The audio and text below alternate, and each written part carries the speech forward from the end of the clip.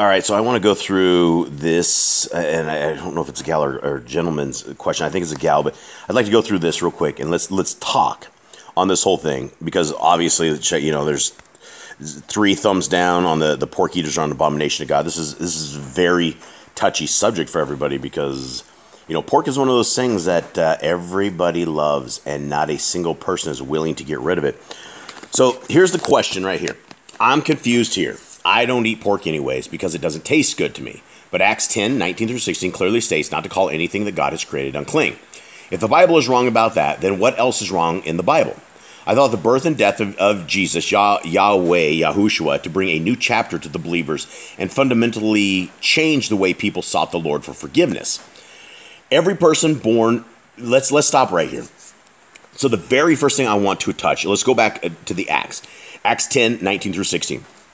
When you talk about this, you're talking about, and in fact, hold on, let's go look at it.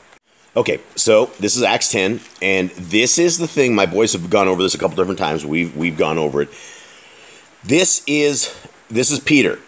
Peter's sitting here, and Peter is having a dream. Peter had a dream, and before this, there was a centurion. There was a guy who was part of, he was not part of the Judaism team. He was a Gentile. He was outside of the entire thing.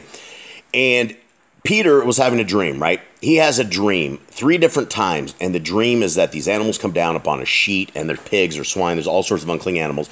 And the dream is don't say that things are not clean, that are clean, or vice versa, or there's a thing that people, this is the constant Christian go-to for don't judge my food.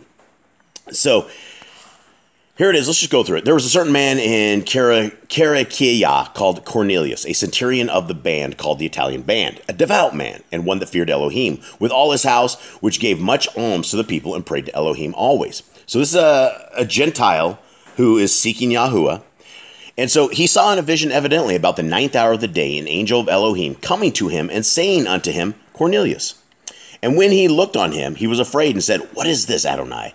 And he said unto him, Your prayers and your alms come up for memorial before Elohim. And now send men to Yaffo and call for Shimeon, whose surname is Kepha. Peter. This is Peter, right? There's no P's, there's no J's, there's no any of this stuff. These are they're close to the real names. He lodges with the one Shimeon, a tanner, whose house is by the seaside. He shall tell you what you ought to do. And when the angel which spoke to Cornelius was departed, he called 2 of his household servants, a devout soldier of them, that waited on him continually.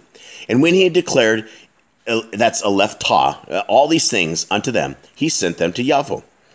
On the morrow, as they went on their journey and drew nigh into the city, Kepha went up on his housetop to pray about the 6th hour. And he became very hungry, and would have eaten. But while they were made ready, he fell into a trance. And he saw Aleph Tah, which is basically the beginning and the end, heaven opened, and a certain vessel descending unto him, as it had been a great sheet knit at the 4 corners and let down to earth, wherein were all manner of 4-footed beasts of the earth, and wild beasts, and creeping things, and fowls of the air. And there came a voice to him, Rise, Kepha, kill and eat. But Kepha said, Not so, Adonai, for I have never eaten anything that is common or unclean. And the voice spoke unto him again the 2nd time, What Elohim has cleansed, that call not common. This was done thrice, 3 times, guys, and the vessel was received up again into heaven. Now, while Kepha dealt it in himself, he doubted this. This is what this vision, which he had seen, should mean. Behold, the men which were sent from Cornelius had made an inquiry for Shimeon's house and stood before the gate. So as he's having these weird dreams, these weird things, and guys, prior to this, Jews and Gentiles don't mix. If you're a Jew, you don't hang out with the Gentiles. Gentiles don't believe like you. They're not circumcised. They don't have the same laws. They don't keep the same stuff. They're different, right? They're completely different. So prior to this, most people thought that there was no hope for the Gentiles. However, this right here, let's see, stood before the gate, 18, and called and asked whether Shimeon, which was surnamed Kepha, was lodged there. While Kepha thought on the vision, the Ruach said unto him, Behold, 3 men seek you. Arise therefore and get you down and go with them, doubting nothing, for I have sent them. Then Kepha went down to the men which were sent unto him from Cornelius, and said, Behold, I am he who you seek. What is the cause wherefore ye are come? And they said, Cornelius, the centurion, a just man and one that fears Elohim, and of good report among all the nations of the Yehudim, was warned from Elohim by a holy angel to send for you into his house and to hear words for you. Then called he them in and lodged them, and on the morrow next day, Kepha went away with them, and certain brethren from Yahweh accompanied him. Now, guys, let's quickly go back to the other set. So the question is, inside of Acts, it clearly states not to call anything that God has created unclean. Now, this was talking about people. This was not talking about a new rule or a new law that all creatures are made clean. And let me prove this point simply by saying, if all creatures are made clean, imagine that everybody in a car wreck, say 17 years old, and they died in a car wreck. That's good meat to eat. We should go to that car, grab those people out, harvest that meat, and do it, because it doesn't matter. God created it, so it's made clean. If your child dies or your baby dies, that's a horrible, horrible, horrible thing. Horrible. But by this same thinking, our kids would be made clean, because if that everything that God created is made clean. What about feces? Can we eat crap? We can. It's actually not. I wouldn't do it, but it does. There's no law against it. But you can't say that everything was made clean. This was not what our Messiah did. In Matthew 7, let's run to Matthew 7 real quick. All right, so here is Matthew 7, and before I go into Matthew 7, it is super, super good that you have a quorum of people that understand the Torah around you, because as I put that on pause, both of my family members said, yes, there is a law about feces. You're supposed to take it outside the gates and bury it. I forgot that. So yes, we're not supposed to eat feces either. But let's look at Matthew 7 here. Let's look at right here. This is a modern day Christian, and these are modern day, this is what we're looking at right here, modern day Christianity. And listen to this right here. Not everyone that says unto me, Adonai, Adonai. Now these are Christian people. These are people that are dead, right? They've been gone. They're up to judgment, and they're going unto our Messiah, and our Messiah Yahushua HaMashiach is right there, and we're going, Adonai, Adonai. And not everyone who says to me, Adonai, Adonai, shall enter into the kingdom of heaven, but he that does the will of my Father which is in heaven. Many will say to me on that day, Adonai, Adonai, have we not prophesied in your name? And in your name have cast out devils, and in your name done many wonderful works? I will profess to them, I never knew you. Depart from me, ye workers of iniquity. Now, guys, iniquity is sin. We are not supposed to have anything to do with sin. So there is no changing of this whatsoever. Now, and these are people who truly thought the laws of God were good. Basically, we're dead, right? They've gone to the king, our Messiah, and they were working. They were not in the will of our Father.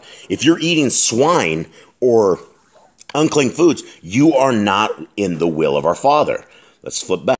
So let's address this next point. I thought that the birth and death of Jesus, it's not, and see, here's the thing again. Jesus is not Yahweh.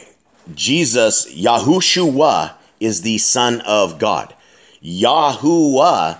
So when they were asking this question, I thought the birth and death of Jesus, it's not, that's a kind of a trick question, because it's, our God never died.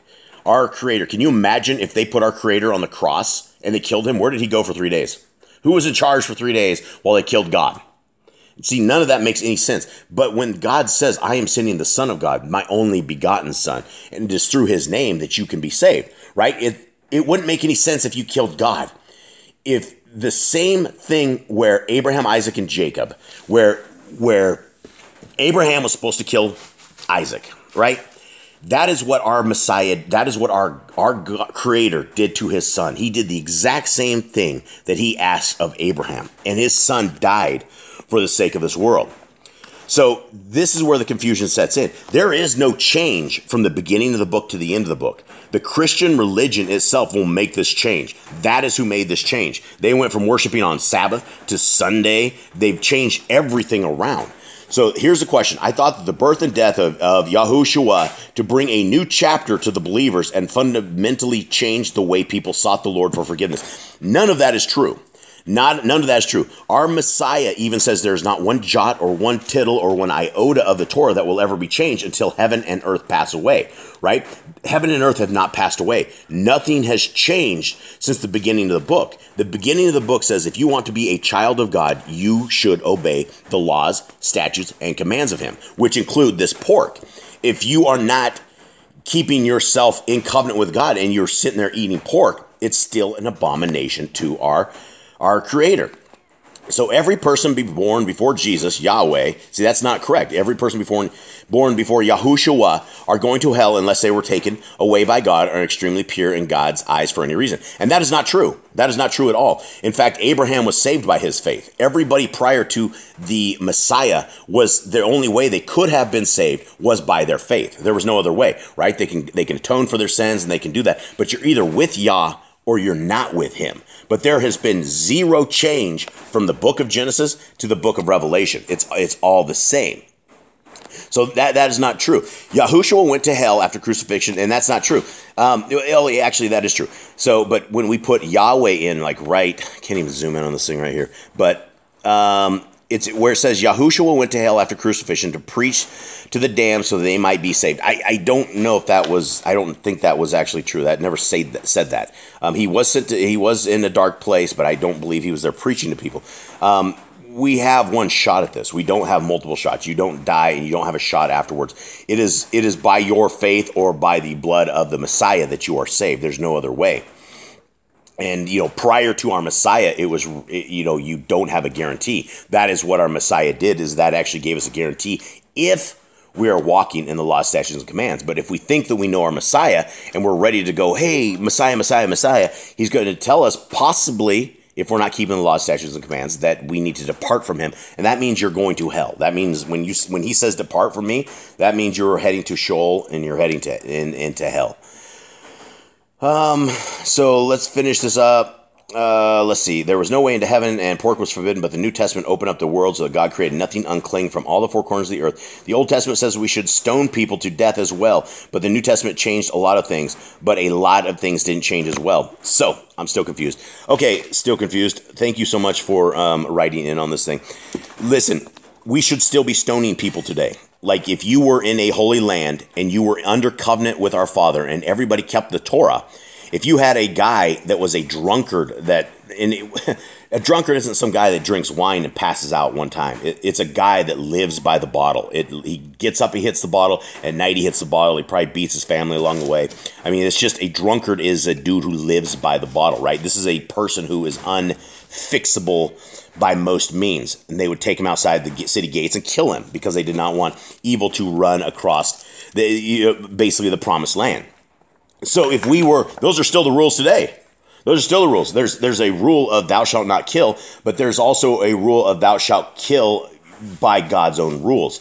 And nothing has changed. Like again, what was dirty is still dirty. You can't go eat a human corpse. It's not good. It doesn't taste good. I mean, it might taste good, but I mean, it's not what you should be doing. It's unclean to us. And so that hasn't been made clean. Guys, the laws of God are good yesterday, today, and tomorrow. They will be good for yesterday, today, and tomorrow. And they will never change, right? And this is why I keep saying, choose this day who you will serve. If you guys are unable to put down the bacon, or if you guys are unable to come to covenant with our Father, that's on you. That's on us, right? This is why that our Father is giving people like myself. And for the very few people that listen to these things, this is a note for you guys. This is a love message from our Father, our Creator, with the way the Bible is. And the simple way to prove what I am saying, if it is true or not, is to read your Bible.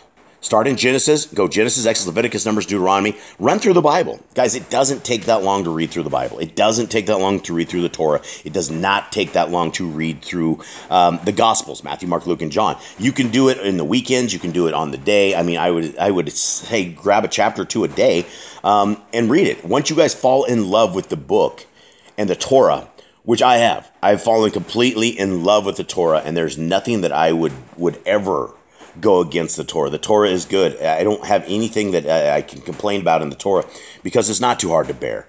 And it comes with blessings. Nobody wants to give up their shrimp. Nobody wants to give up their pork. No one wants to do that. But they don't understand that their lives would be 150,000 times better. Like they are under. You guys are under a curse because you will not give up your pork. And that's what it says. If you're not under covenant with our Father, he is going to curse you or he's going to bless you. So anyway, I hope this clears this up. And to the ksbrugh, I hope this helps. Let me know if that doesn't. It's our Messiah, Yahushua, is not a brand new religion. It has nothing. It's not different at all. It is the same thing. Our Messiah kept the Sabbath. He kept the holy days. He kept everything. And he tells us, if you love me, keep my commandments. And the Christians have a tough time with this because in the Christian's mind, there's only two commandments. Love God with all your heart, mind, and soul, and love your neighbor as yourself.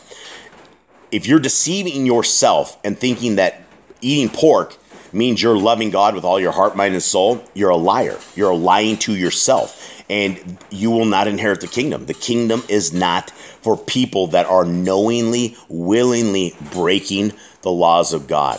That is what Satan did. He's a rebel, right? If that's what you want to do, you're a rebel. And if that's what you want to be, then so be it. All I can do is give you the truth of the Bible and tell you much love. I'm out.